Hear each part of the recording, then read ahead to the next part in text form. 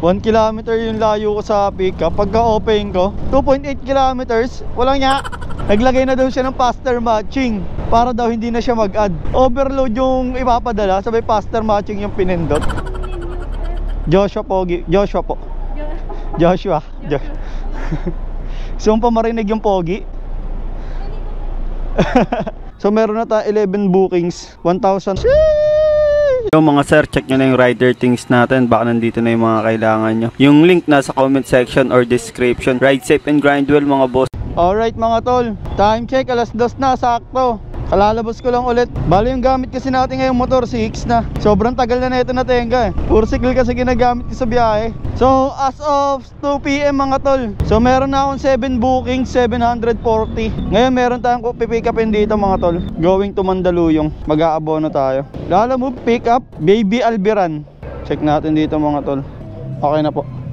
Thank you po. Alright mga tol, ito lang yung na-pick up natin. Going to Manda. Hanap tayo may isasabay dito tol. Meron yan, posible namang wala, diba? Let's go mga tol. Biyahe tayo Mandaluyong.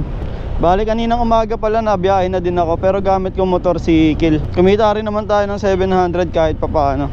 Tapos ngayon para makapag-vlog tayo, dahil di tayo nakapag-vlog dahil naulan, ngayon natin susubukan, pero maambon pa din eh oh. Hindi ko nga alam kung matutuloy itong vlog natin. Then turn right after North Star Refrigeration and Aircon Services. Alright mga tol, another booking. Bali going to Mandaluyong lang din to. 112 pesos. Yung kaninang na-pick up natin mga tol, 178 yun dahil mayroon naman yung aabonohan. So kahit pa paano meron na rin tayo 250 papuntang Mandaluyong. Medyo matumol kasi nawala na yung high demand. Parehas sa booking na kuha natin, walang high demand mga tol. Ayoko na magantay, kasi alas 2 na. Para pagkapunta ko na ng Mandaluyong is pwede na rin tayong bumalik agad pa uwi. Mostly naman, ang ginagawa ko lang sa biyahe is maka 1K lang ako mga tol, okay na ako. So pagpunta ko nito ng Mandaluyong, may 1K na ako kasi nakaka 750 na ako eh, or 740. Ang kikitain ko sa dalawang booking na to, 250. So total of 1,000 pesos na. Eh may makukuha pa tayo pabalik for sure, di ba? Kasi Mandaluyong yun eh, maraming booking doon tol eh. Kahit pa paano, goods na din yung magiging biyahe natin. Tinumal pa ako kaninang umaga niyan kasi umulan. Tapos may buraot pa akong naka-encounter. Parang ang ipapadala niya sa akin kanina is dito sa Cubao, Victory Liner. Eh di, pipick upin ko na sana, walang queuing. Tapos may pirma-pirma pa doon, di ba? Drop and go ata yun. May pirma-pirma pa. Tapos wala siyang queuing, eh di okay lang sa akin. Tapos nung ilalabas na yung pipick upin, putik na yan, nasa 20 kilos, tas ang laking karton. Tapos yung tinawagan ko, mukhang walang balak magdagdag. Tapos ayun, di ko pa rin kinuha. Kahit ang dami ko nang pinagagagawa dun, pinaka-cancel ko na lang. Or ako pa yung nag-cancel. Kasi sabi niya sa akin, ako daw mag-cancel kasi ako naman daw nagre-request. Araw-araw na naman daw yung pinapadala. Tapos di na siya nag-a-additional. Putik yan, napakasiba. Ang tibay ng mukha mo, Eunice. Pero yun, grabe.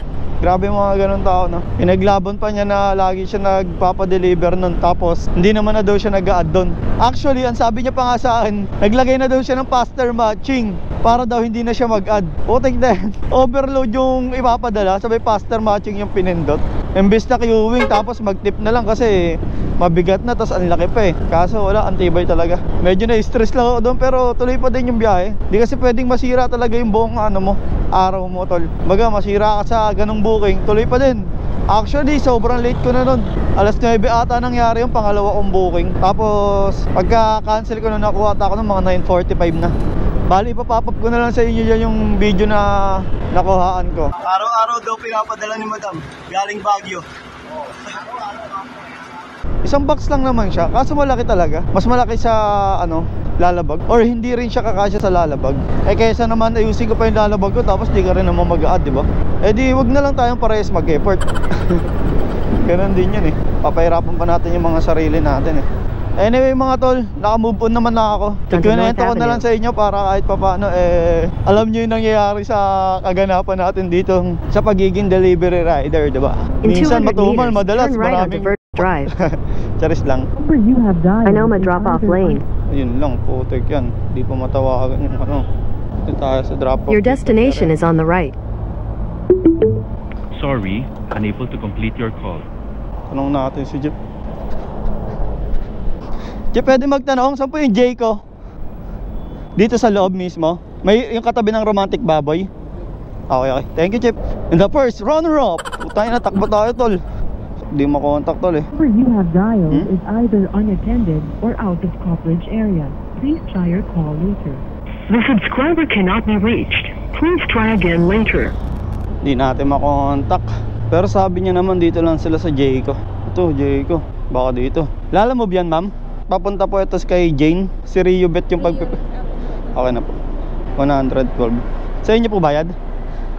112 po. Okay na po. Thank you po. Joshua Pogi. Joshua po. Joshua. Gusto mo pa marinig yung Pogi? Narinig daw ni ma'am. Sabi ko gusto mo pa marinig yung Pogi. Joshua Pogi kasi babanggitin ka. Thank you po. Alright mga tol, item pick up na tayo. Dalawa na. Biyahe na tayo mga tol. Goods mga tol, 12 kilometers. 28 minutes yung travel time natin. Alright, nakalabas na tayo ng Trinoma mga tol. Maliwalas naman yung panahon, di nakaulan. Gin na natin to mga tol, bakbakin na muna natin to. Pero chill ride lang dahil si Hicks yung gamit Turn natin. right in 300 Napakatahimik ni meters. Hicks. Turn right onto... Mabait. Bakbak na naman tayo sa EDSA. Kita-kits sa ating first drop off mga tol. Suko di naisip kahit minsan Naminadong pinahinaan. Simula nung naayos yung Kamuning flyover mga tol, di ba inayos siya nakaraan? After maayos ito, traffic na naman dito. Para ating pagmasdan ng kagandahan nitong buhay, gamit ang mata na siyang biyayang tunay. Kundi ako namulot sa mga mali ko na ginagawa, malamang ang buhay ko ngayon ay kwento na lang ng iba. Alright mga tol, malapit naman na tayo sa first drop off. Di Turn naman right tayo onto masyado na Domingo M. traffic. Guevara. Kakaliwa ko eh. Pasok ko na. Tayin ko lang. Thank you Chip ah. Chip, thank you Chip. Your destination is on the right. Buti na lang pinapasok tayo ni Chip mga tol. Lalamove po. Para kay baby. Dito na tayo mga tol. 778 po yung total. 778.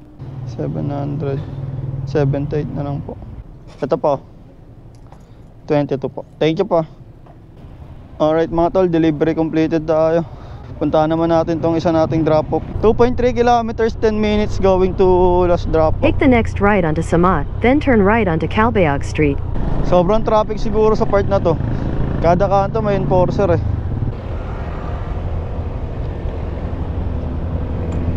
Dito na tayo mga tol. Ito yung problema pag papasok tayo ng kung ano-ano. Kailangan pa natin tong kunin. Chip, di-deliver lang. Iiwan lang daw sa lobby. Try na mo. Okay na po ba yan? Thank you po ah. Alright mga tol, delivery completed. Selfie tayo. Selfie yung ginawa no? So nandito tayo ngayon sa Mandaluyong mga tol. Hopefully makakuha tayo ng magandang booking palabas or pabalik ng QC. Time check mga tol, alas 3. So bali isang oras natin kinanahin dalawa. Meron na tayo doon 240 pesos. Alright mga tol, another booking going to Apolonio Samson. 1 kilometer yung layo ko sa pickup. Pagka open ko 2.8 kilometers, walang nya. Bali yung pipick upin daw natin dito mga tol is bikes skin. Para mga decals siguro yun. Hindi ako familiar, hindi ako nagbabike eh. Or I mean hindi ako enthusiast.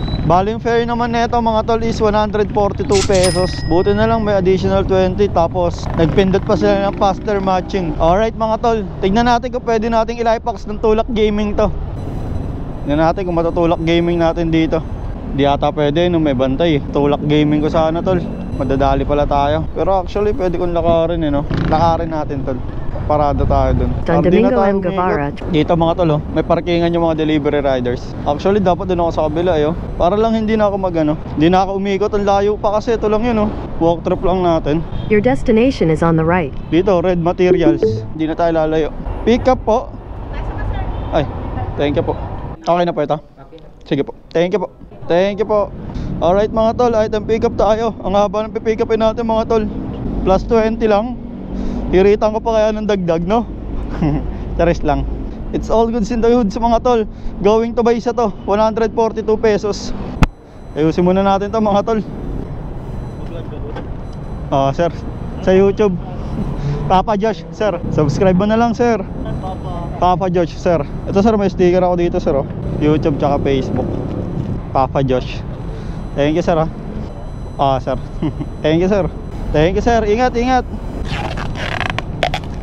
Goods mga tol. Visit. Akala ko maliit lang. Mahaba din pala talaga. Pero buti magaan lang.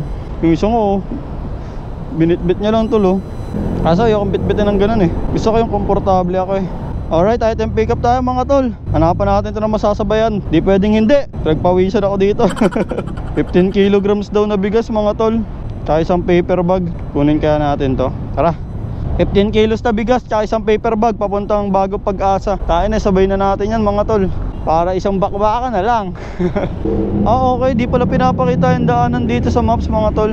Bali makakalabas ka kasi dito eh oh. Ano? Bawal dumaan yung mga private vehicles, pero motor pwede. So ayun, makaka-shortcut tayo kahit pa paano mga tol. Turn Ayun, left onto pinapagaw tayo. Epifanio de Los Santos Avenue, Pinapagaw C4, tayo, then mga turn tol. right onto Internal Avenue. Ano, masaya, pinapagaw tayo mga tol. Kagin natin mga tol kung ano yung, or kung saan banda yung pagpipikapan. Hello? Hello po, lala mo po? Oo, palabas na. Sige po, Antay sige. saglit. Dito po ako sa may tapat po Thank you. mismo ng Starbucks, the marketplace po. Starbucks, okay. Okay po, thank you po, Salamat. ingat po. Ito na ata.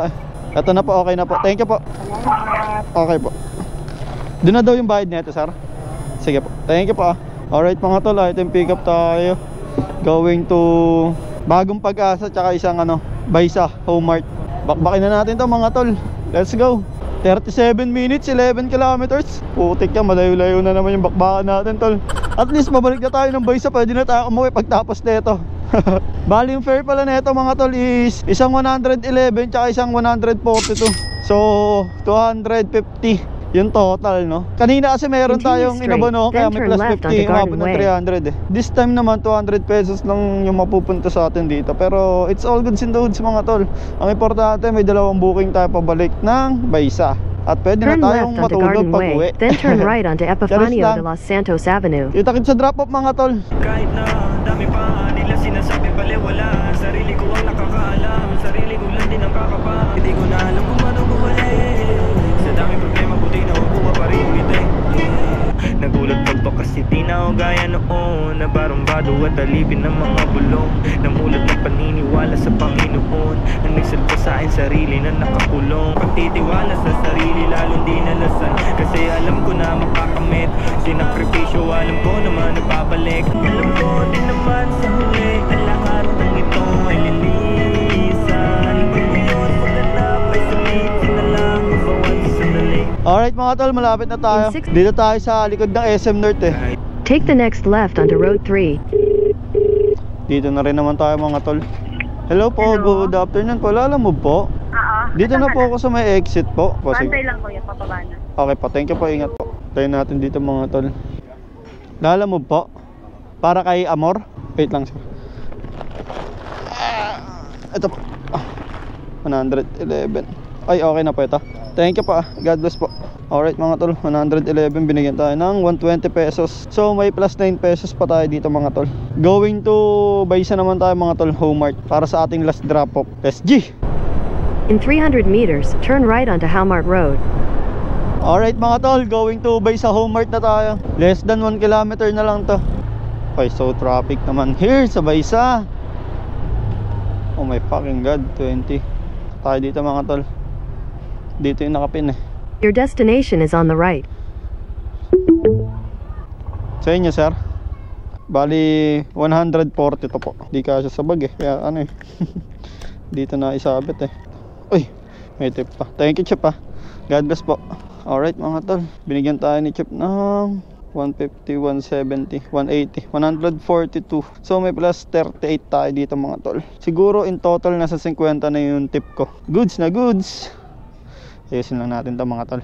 Time check mga tol, 4:20 na. Feeling ko uwi na ako kasi nasa Baysa na ako eh.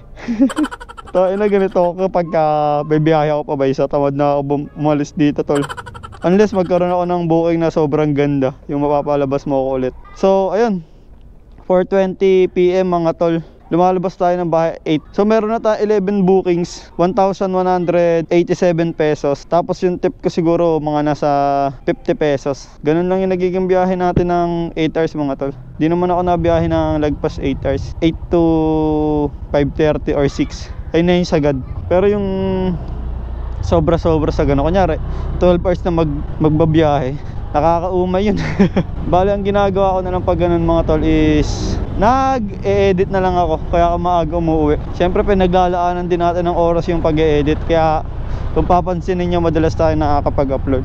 Lalo nung nasa Facebook pa tayo, mas mabilis. Kaso pinagtitripan ako ni Facebook eh. Wala akong magawa, kailangan ko magtiis. Pero salamat sa mga sumusuporta sa YouTube channel natin mga tol. So kung may oras kayong mag-subscribe, baka naman makabawi-bawi tayo kapag pinaulanan na tayo ni YouTube. Yun na yung biyahe natin mga tol. Masasabi kong goods na din kahit tinumal ako kaninang umaga. Yun nga yung nakwento ko sa inyo, no? Kita-kits ulit bukas, no? Ride safe and grind well mga sir. Sana yung mga biyahe nyo hindi kayo tinutumal kagaya ko. Yun lang. Sheesh.